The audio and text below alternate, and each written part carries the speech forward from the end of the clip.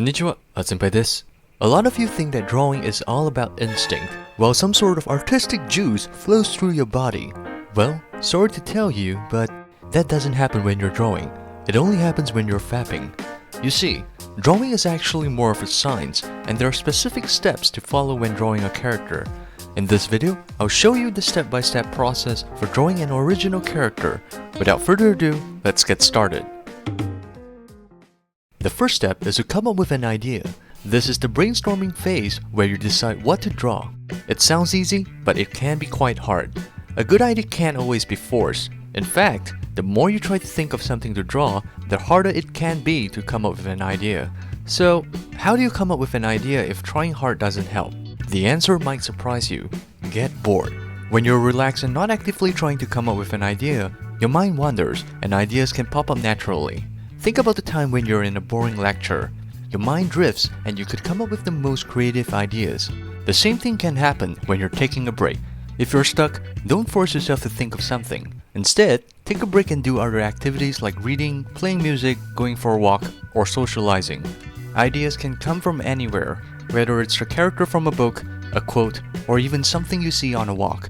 So if you're staring at a blank canvas with no idea what to draw, turn off everything and take a break from drawing entirely. You'll be surprised at how ideas can come to you when you're not actively thinking about them. Great! You have let your mind wander and had an aha moment. Now, it's time to turn your idea into a sketch. Start with a rough sketch to outline the basic shapes and forms. This is like the experiment stage in science, where you're testing your ideas. Don't worry about perfection at this stage. Just focus on getting your ideas onto the paper. Professional illustrators often create 2 to 3 rough drafts before choosing the best one to refine, and I encourage you to do the same. Here are some of the rough drafts I've made. After thinking it over, I chose this one because I like the composition more. With this, we can move on to the next step. At this stage, things start to get a little bit cumbersome because you have to spend a lot of time on the internet searching for references. Using this example of mine, there are a few things I need to refine.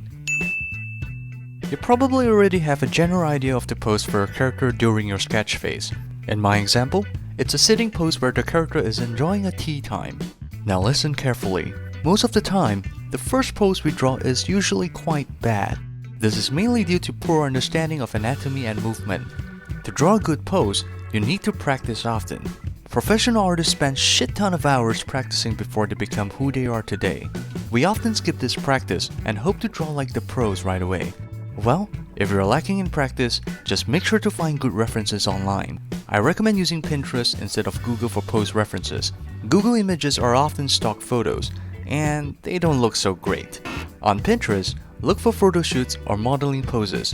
Fashion magazines are a great source because the models are posed by professional photographers, and there's a lot of thought being put into these photos.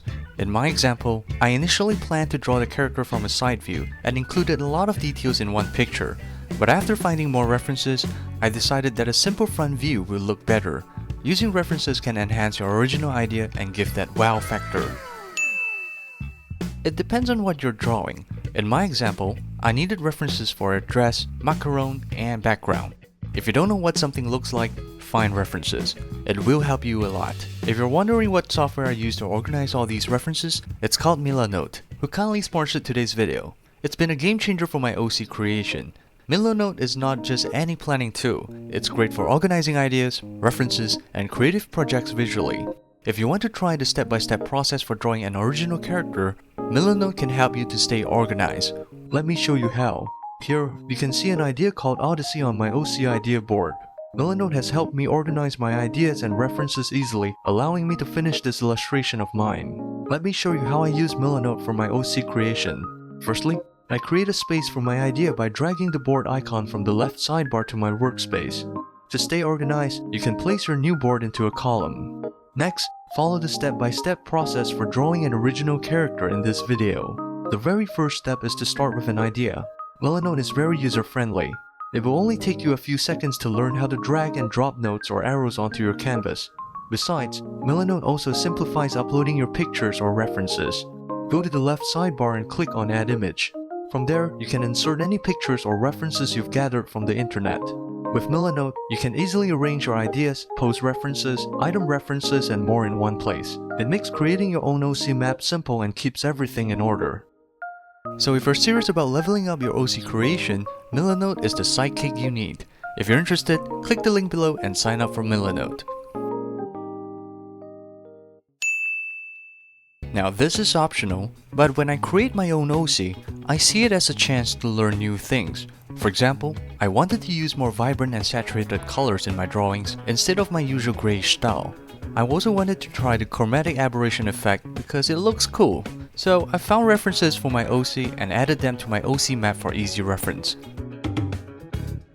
Once you're done researching and refining your draft, it is highly recommended to do a color draft. There are two main things you need to focus on at this stage. Decide on the direction of the light and the overall look of your drawing. It's pretty common to have multiple light source drafts. Many artists do this. Apply what you have learned from color theory.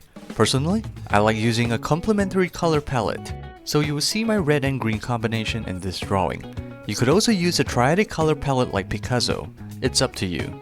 After completing the color draft, your drawing is about 60% complete. Now, it's time for the hard work. This is probably the most labor-intensive part, but you need to do it, or your draft will forever stay a draft. Finally, add the finishing touches to your drawing. This could include adding effects like halftone effects or chromatic aberration.